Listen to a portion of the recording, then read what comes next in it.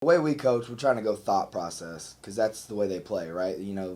As a receiver, where do I line up? Well, the first thing I need to know is where the ball is, and then I need to know where I need to go, and then what's my job, what are the different things I can see, and then how do I go about it. So you're kind of really like in teaching terms, you're like differentiating your instruction, right? So maybe we have a freshman kid over here, and he doesn't know how to line up, and then maybe we got an older kid that knows how to line up. He knows the play, but now we're talking, hey, we got to attack this defender a little bit differently here, or do this there. When I'm talking to my quarterback that's been here, we're talking about, did you see the safeties? Did you do this? All right, where are our eyes at? That kind of stuff.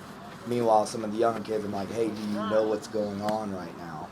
And just kind of trying to push everybody along every day, and that's kind of honestly what makes it the most difficult, is because you're constantly going back and forth between the big picture and the small picture, and then helping them see the big picture, and then getting really detailed with them, and then pulling it back, and then kind of yesterday, once they kind of hit the camp wall, everything kind of starts to run together, and the camp wall, physically, mentally is just kind of exhausting. Then things start to run together, so we kind of yesterday and this morning kind of took them back a step and said, hey, start over again, and let's talk about these details and remember why we're saying it the way we're saying it and why we're doing it the way we're doing it.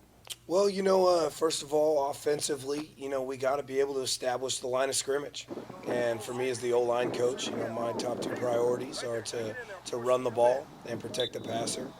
And so we do a lot of different scenarios where we'll put the offensive line in some adverse scenarios, tough on those kids. We want to create practice environments that really put those kids in some situations where they have to make some quick decisions and maybe have to make some blocks when the defense knows that it's pass. And the reasoning behind that is to be able to, if we can function in those scenarios, and we know a drill is called team pass, and the D line is pass rushing with all their might, we figure we can get through those scenarios in a regular game situation when the defense doesn't know that we're going to pass. And so for us coaches, it's our job to create those types of environments where we really test test what our kids can do, their decision-making ability.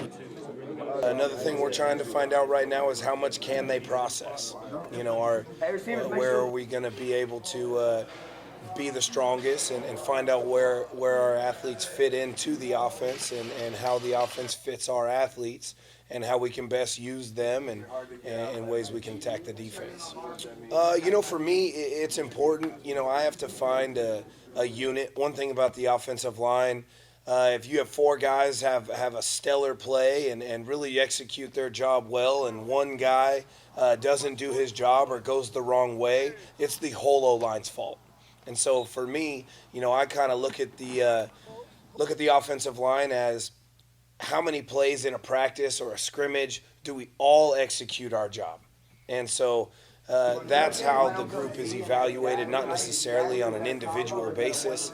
And so another thing I like to create with my offensive line is I don't like young men to come in and say, I'm a right guard or I'm a left tackle. We're offensive linemen. And I want to be able to create versatility for the offensive line. I want to be able to put my best 5 offensive linemen on the field, regardless of tackle, guard, center, whatever it is. So I want to have as many what you would call swing guys that can play guard tackle, guys that can play guard center, and are able to line up right and left and know the blocking schemes as a whole unit, not necessarily as individual assignments.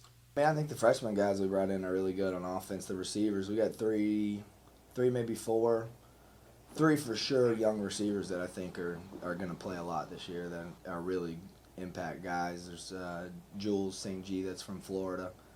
He's playing slot for us now. He can do a ton of stuff. May end up being a quarterback one day. But really athletic kid, super smart. He's picked up really fast, like kind of give the old guys hell sometimes because he knows stuff they don't. And then Jonathan Powell, that's a receiver from Alabama. Big kid, physical, goes up and gets the ball. You can't, that might be the hardest thing to teach in football. So when you get a guy like that, you got to make sure he figures the rest of it out. And then Jordan Lovell, actually, who's the son of our band director, has done a great job. I said this the other day, he's probably the most consistent kid we've had on offense, period. Like, never rattled, never upset, never, too high, too low, just always right there chipping away, doing what he's supposed to do, catches the football, does his job, smart kid. I mean, so those guys are doing a great job.